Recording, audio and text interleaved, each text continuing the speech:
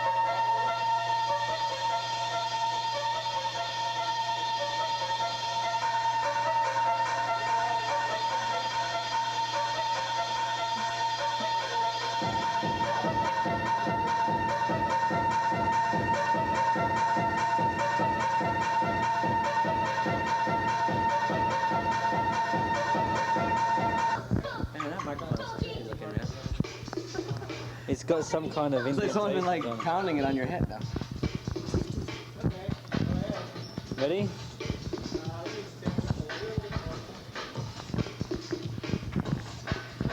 No one first questions, right? No. This is Ron Decor, an LA Underground DJ and one of the co-owners of the store, Dr. Freakout's Mixing Lab. So Ron, what inspired you and Jeff to team up and open the store? Actually, it was kind of under strange circumstances. When we used to work at DMC on Melrose together, we pretty much just wanted to like get away from Melrose and LA and come to Orange County and try to bring a scene down here to Orange County. Instead of people having to go to LA all the time, they can actually come down here.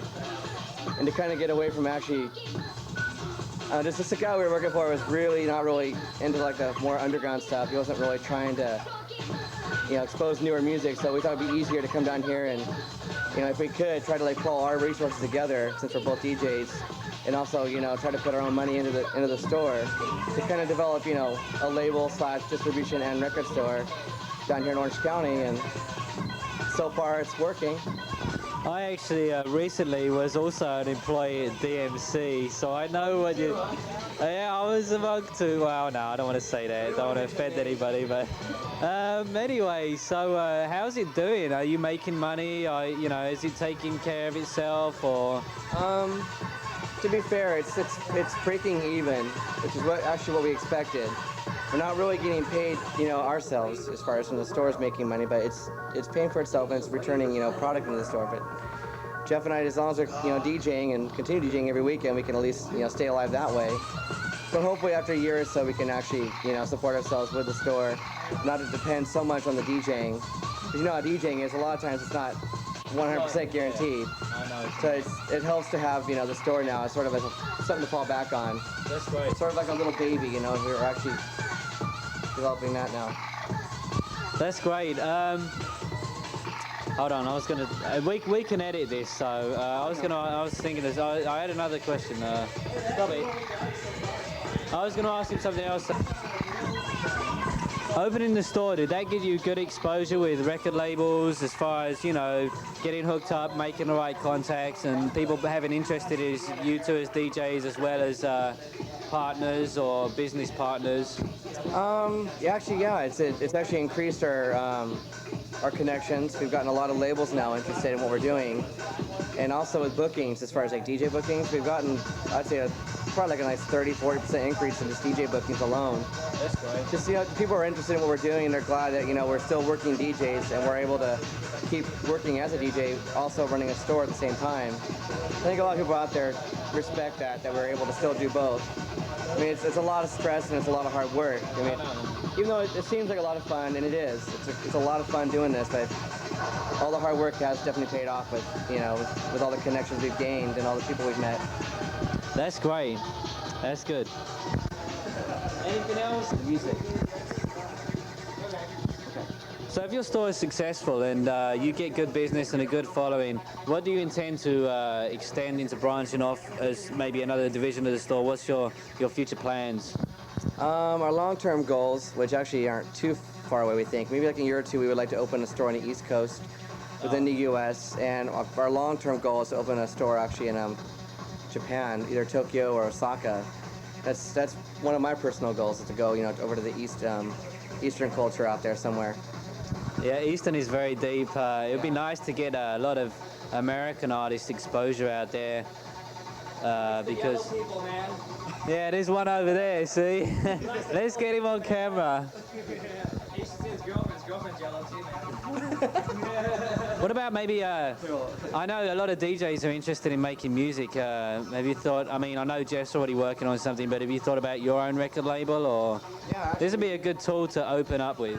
We actually got a label going. It's called Atomic. It's sort of an offshoot from Orbit Transmission. Also being powered by the store. They're more on the harder edge. Yeah, it's more harder edge. It's more into the electronic and like hard acid vein. So Jeff and I will both be actually working on the first project together. And maybe after a while we're gonna start, acquiring, artists from the local area as well as overseas. So I'd say like within a month or two we will have our first release. So it is actually in the works. We have the logo and the artwork are already done, but the actual musical product hasn't been finished yet. Well, good luck. I'm sure that there's a lot of people in LA that are interested in hearing some stuff that you guys put out together, and help with everybody else who is starting to do the same thing, put LA on the map, because it's long overdue. Oh yeah, I think LA actually deserves a lot more credit than what we've been getting. Anybody to say out there, anything to say to anybody out there, like fans you have, or just any messages to send? A personal message. I'll definitely stay hardcore as long as I live, and I'll never play house. So all those kids out there who think I'm going to be playing house someday, it'll never happen. Well, we'll see what happens when you hit 40, huh? Well, when I'm 40, we'll see. Hey, it's Japanese. You're drinking Japanese beer. Well, that's the point for you. See, everything's yellow. Everything's yellow. This is just beer mug, man.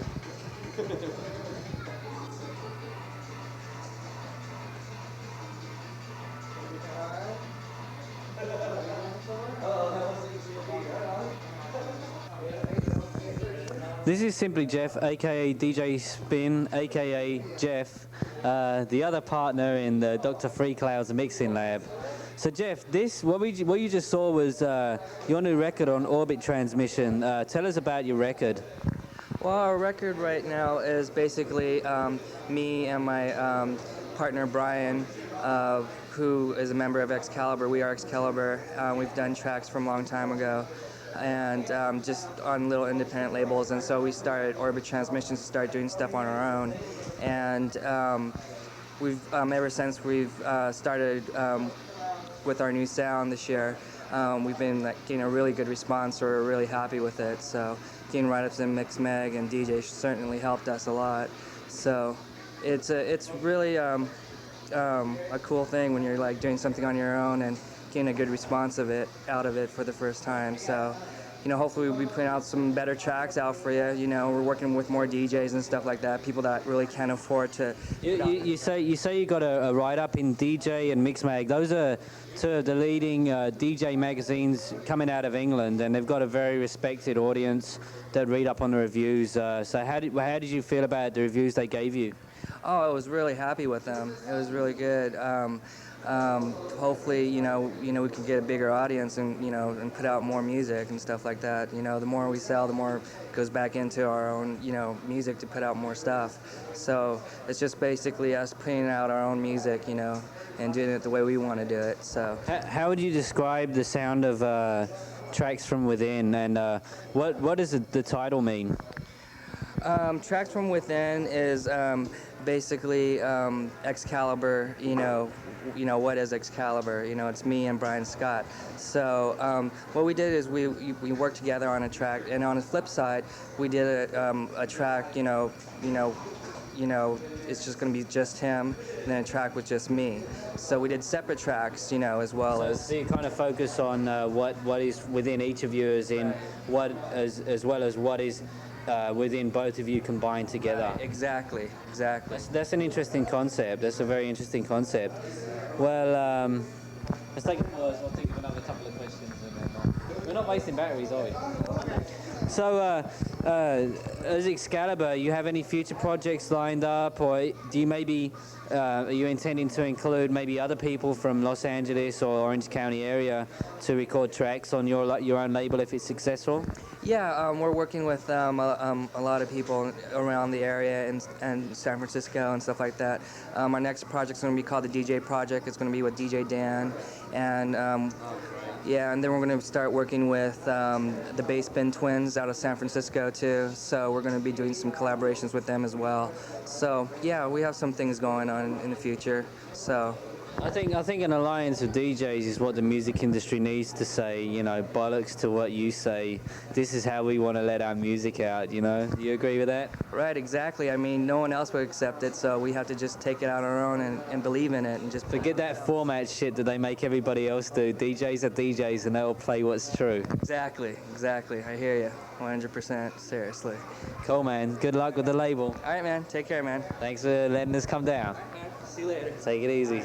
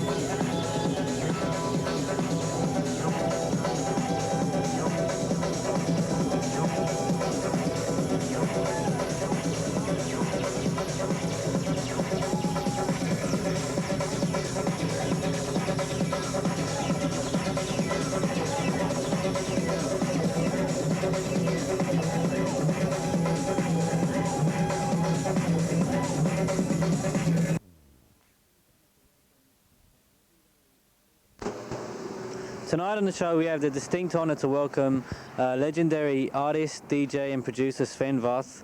Welcome to the US, Sven. What brings you out here? You. Touring since 10 days now. I was playing in New York, in Baltimore, in Greensboro, North Carolina, in Orange County, and in San Diego and in LA to, introduce myself and my music, my DJing. My album is coming up in 1 month. No, not in 1 month, the end of this month.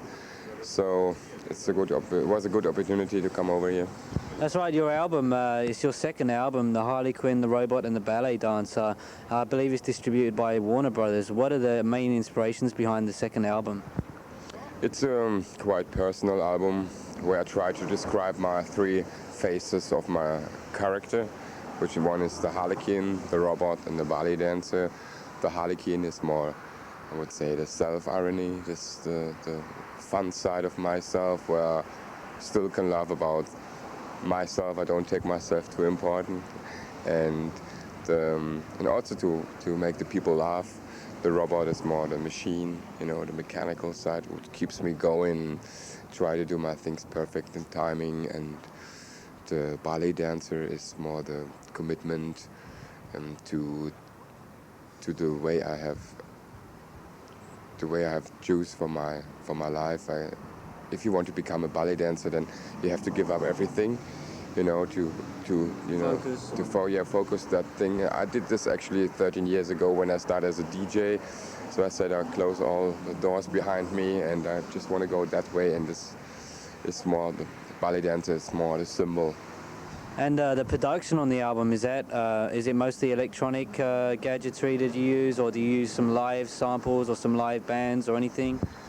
The most of the production is produced out of synthesizers and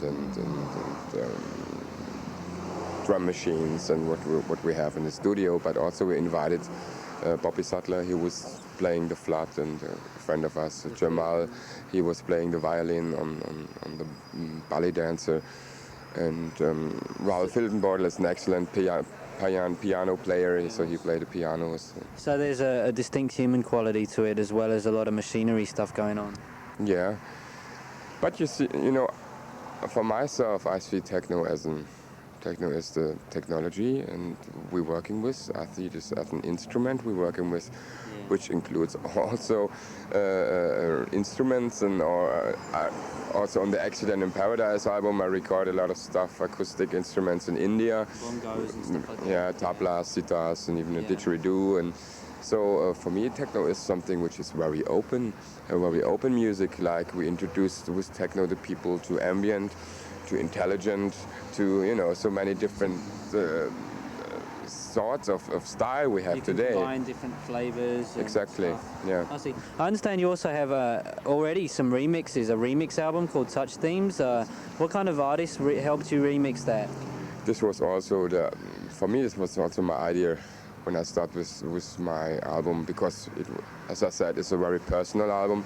So I choose my personal favorite producers, remixes, which I know their work they're doing since so many years, and I really respect their works, like Speedy J, Underworld, and all the others. And so I choose also the tracks, and I mean, for sure, at first they have to like the tracks, but all of them, they like the tracks and the idea behind the whole concept.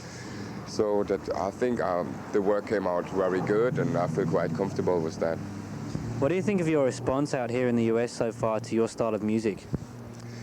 You know, US is a very big country, and it's from state to state they listen to different music, and from the East Coast to the West Coast they listening to different music.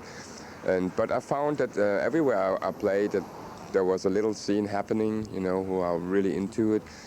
But it's still a lot of things to do, and this is why I'm here, and to introduce myself and my music to the people.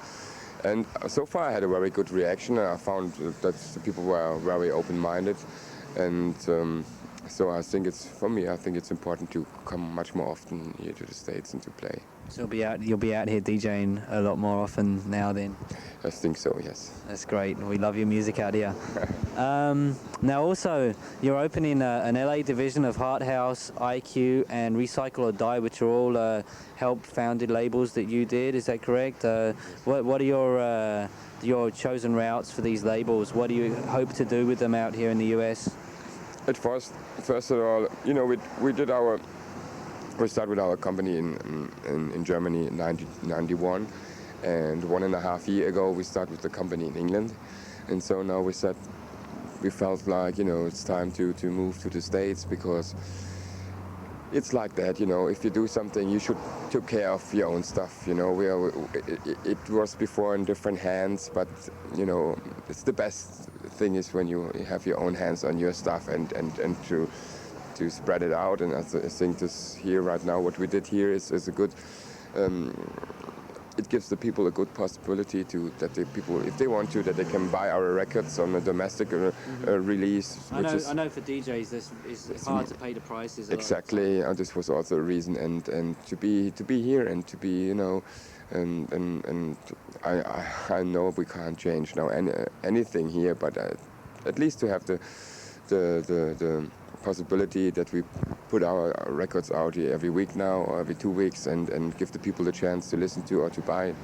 Yeah, that's right, because the American media, the mainstream media, has actually been ignoring avant-garde, experimental types of music. It's good that somebody is actually trying to, you know, get the stuff out.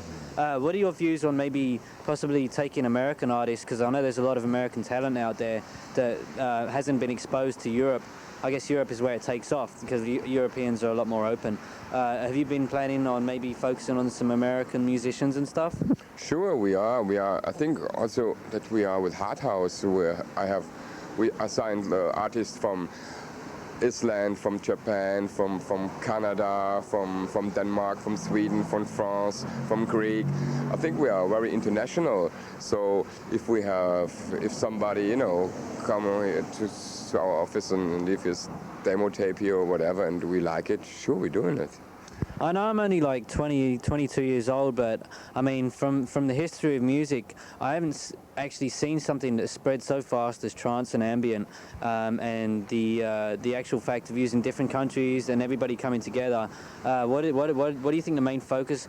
What do you think the success behind the music has been that has enabled and opened so many minds to this music? I think first of all it's because this music has no any language barrier. This music is instrumental, so it's understandable for everybody in the world. If I play in Africa, Australia, in Japan, everywhere I play I have the same reaction. And so the people can listen to the music, everybody can put their own interpretation into the music. So I think it's a kind of, I would say it's a global communication, and it's a kind of world music. So and I think this is the main reason why it came up and why it grows so fast. Also, I think it's the point that the people like to dance. Yeah, that's a good point. And the people like to dance together, even if they don't talk or if nobody's telling any lyrics in the songs, but the people like to share this urban, you know, tribe feeling. You know, let's have it. Yeah, let's go for it, and which is a kind of body language, and which I think it's also very important thing to do for everybody, to dance, to, you know, put your energy out, and you know, and energy has a lot to do. Yeah. But trance, if you look, what is trance? Trance is a state of mind, I think, which you will find in thousands of years ago in the Indian music. I would say it's not just a state of mind, it's a state of spirituality. Exactly, and which you can find also in, like the Indians or in Asia or in South Africa or South America, Africa, everywhere. The people doing the rituals. Dance to rhythm. Dance. Okay, they are more motivated by the religion, motivated more by the religion. But what we found now today in our Western world, that we found spirituality through technology, which the technology gives us, the momentum, the possibility to produce this music, what we like to hear. Now, on a closing note, we actually filmed you at Metropolis. What did you think of the turnout there? Again, please? At Metropolis on Thursday, we filmed you there. What do you think of the turnout and how they responded there? I think it was, for me, one of my best gigs here in the States so far, because I thought that the people were really open-minded and they really loved the music. And I thought my music was a bit different to what's going on there usually. But they were really open and they were dancing. I was playing 4 hours, and which is, for me, a good. It's a short set for you, I understand. Short set, actually, but it was good to introduce myself, and I had a very good reaction. That was great.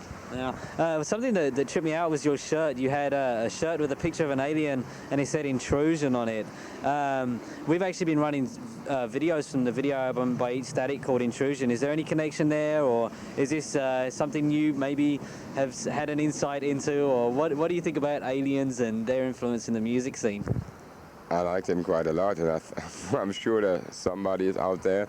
And but this T-shirt was funny. It was a gift by a little boy. He came up in Baltimore, and he gave me the shirt, and he said he did it by his own, and he gave it to me, and I really liked the shirt, so I was wearing it. But also like the Eat Static, what they're doing since so many years. They're using the characters of the aliens, which I really like, and maybe I'm an alien too. Not only in their visual display, but in their music. I mean, some of the music they've been doing has got some really weird sounds in it. It's science fiction house. Yeah. Well, it's great having you on a guest on our show, Sven. Good luck in the US. Thank you very much. And that's all this week from Breaking Point. Take care.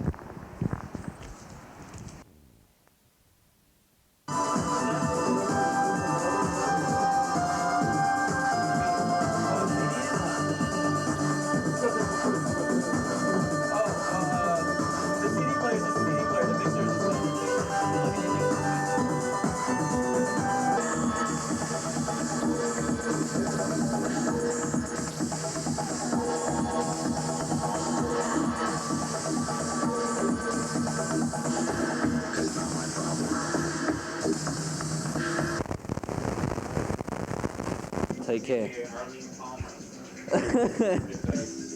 This is Lynn and Marco. They run Public Space, which is a once-monthly club that features electronic music. So Lynn and Marco, what's Public Space all about? Well, it's really cool. I'm just going to ask Marco. Well, it was created by my other partner, Don, who's in New York, and I, and a person by the name of Pablo, and we created a space for live electronic music in LA because there was none, because everything was pretty much DJ based, and so we wanted to create a space that was like where live performers. So there's actually another ambient public space in New York, is that right? Well, There's another Ultra Red. There's another Ultra Red who's my other half musically, but Club-wise. we don't do music there. I see. But we still are involved in political activism back and forth between here and there, which is why we started the club. I also understand you have live acts as well as DJs. Mostly, we usually have just live acts. Like Marco was saying, there's really no place in Los Angeles that can really host and highlight, expose the live ambient artists, electronic artists. So usually we don't even have DJs. Tonight's kind of a special case. Tonight's our 1-year anniversary. So we're having. Happy birthday. Thanks. So we do have a couple performers, but but they're not particularly electronic, nor are they ambient. Performance art type stuff. Yeah, tonight's a little bit eclectic, kind of different vibe going That's on. cool. That's cool. Nice to see that. Now, Lynn, you're also involved with a record pool. Would you like to tell us a little bit about that? All right, I do this record pool called Greenhouse Record Pool. It's based in Los Angeles. It's real small, kind of specialized. I just deal in underground dance, which primarily ends up being different kinds of house music. You know, everything from tribal, garage, progressive, a little bit of trance, a little bit of techno. And I just have 15 members. It was started 2 years ago, early '93, by 2 other gentlemen, and it's pretty. You kind of took over the business in a way. Yeah, I became partners with one of the partners, and then he left, and then it was just mine, and I changed the name to Greenhouse in the beginning of '94, and so. So your main interest, though, is ambient and trance music.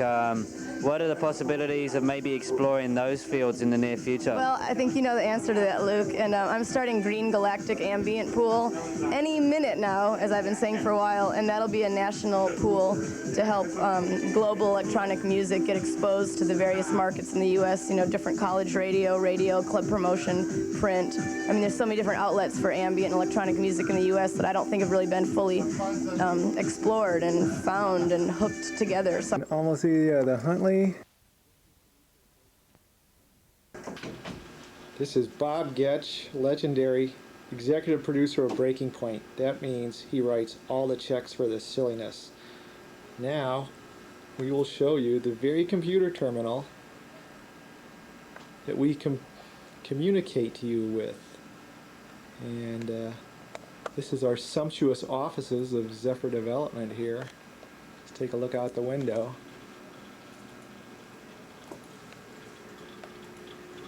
That's my hand. That is the ocean. We can see the ocean from our offices here.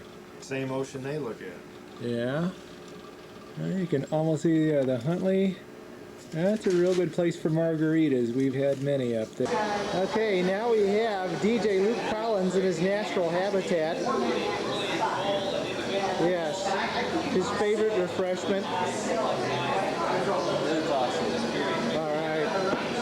Yes, this is indeed where most of our planning sessions take forward with Breaking Point, the local pub here.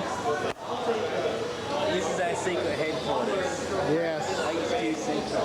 Absolutely. There's one for you, Dave. Jim Nash, producer of Breaking Point and babysitter for the internationally infamous Luke Collins. DJ Luke. Thank you. One for each of you.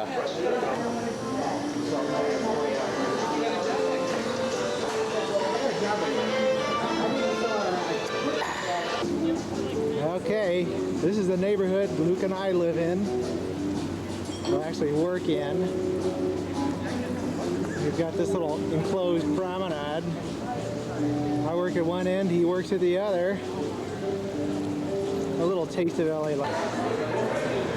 We are now vacating the premises after catching our buzz. Memorialized on video because we don't always crawl out of this bar. There are sometimes we can actually walk on 2 feet. Not that often, though. So this is 3rd Street Promenade, the highlight of Santa Monica. Very exciting, huh?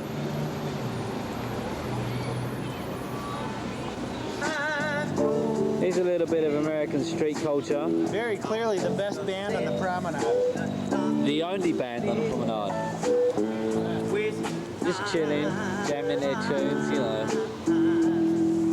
And they ain't camera shy either.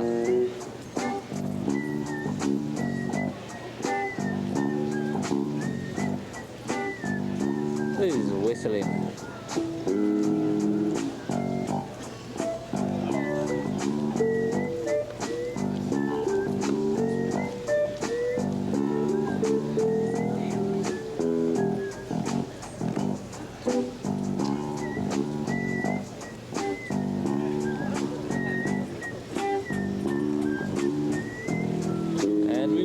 And as you can see, 3rd Street has its homeless problem too.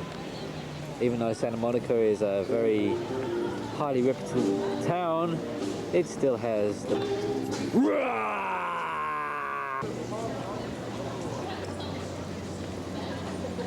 Dave, this is actually quite a rare form of dinosaur. It was half animal and half plant.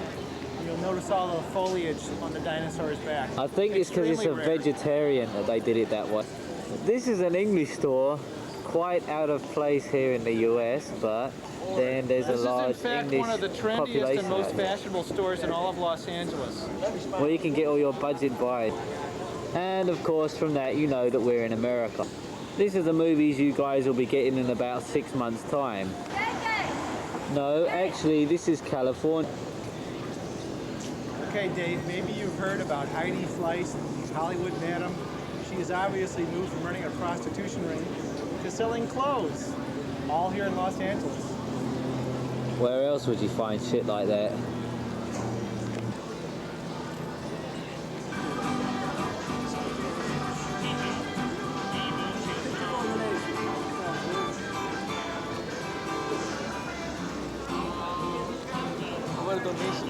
You're going to Australia, man. How's that for a donation? Going to Australia, or we're planning a trip to Europe. We have a friend named Dave in Australia. Say good day, mate. Dave, mate. I'm a friend from Australia. He just came down for a couple of weeks. Some obscure signs that they put up just for entertainment. This is a bookstore. We're really not sure why they put this up here because no one reads books in Los Angeles. And what would America be without hamburgers once again? And another dinosaur. This one seems to be spewing out some kind of primordial ooze. Ugh, I shouldn't have eaten that fucking vindaloo curry last night. Ugh. This is the headquarters of Breaking Point TV. However, they only occupy a small portion of the building, like say about that much. Oh shit, he's recording for real. He Where's is. this going? He's going to. Come on, don't waste the battery, man. Say good day, mate. Say g'day, Aussie, fuck. G'day, wussy fuck. No, not wussy, Aussie. Aussie? Yeah. Aussie fuck? Aussie. Aussie fuck. Aussie fuck. In an American accent. Aussie fuck. Just get rid of the fucking accent. And here it is. The invasion.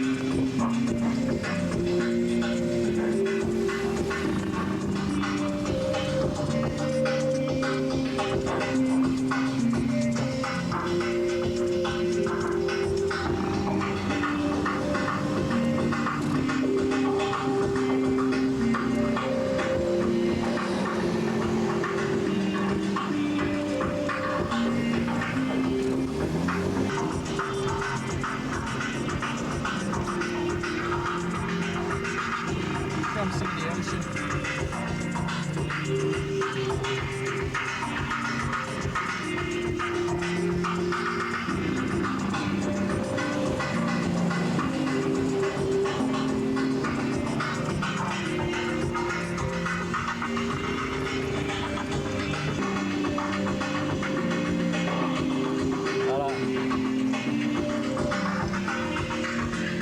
Dave, this is the Pacific Ocean. We're going to throw a message in a bottle there, so it should be getting there in about 20,000 years. Yeah, so be looking for it. We want you to spend every day looking for it, alright? Check the beach every day.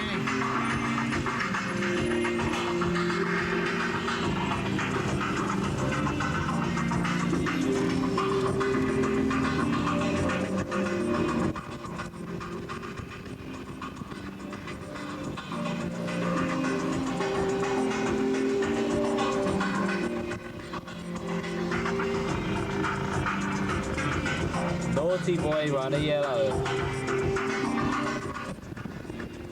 That's Santa Monica Pier over there.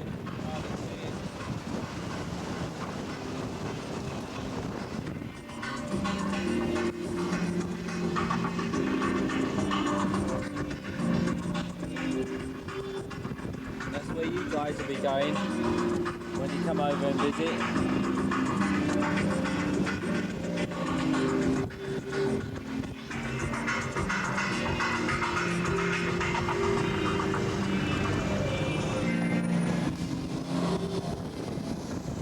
Some of the local wildlife that habitats in these strange surroundings. Dave, we'd like track for this afternoon is the Autechre track called Flutter. This is the one that has no regular beats. And we have some suicidal pedestrians as well. Small, you're on camera. The Hotel Motel Holiday Inn. Some imports.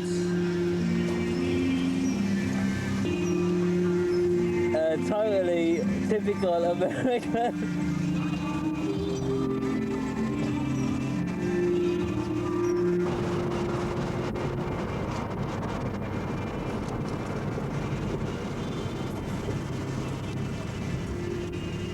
Sign.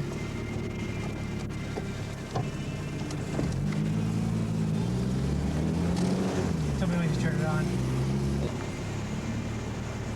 Dave, you've probably been tortured with that horrible song about Santa Monica Boulevard. Here it is. This is what it looks like. Hardly seems noteworthy of a song, doesn't it?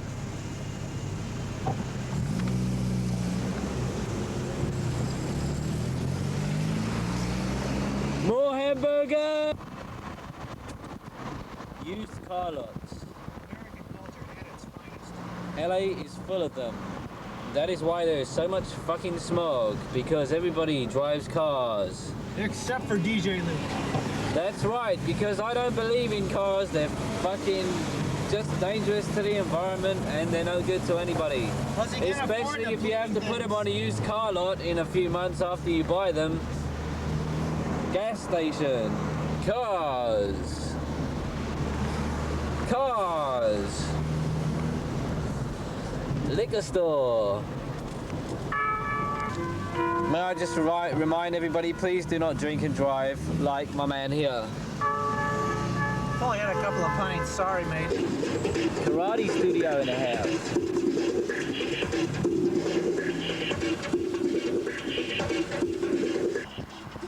Probably the most familiar American sighting you can ever hope to see.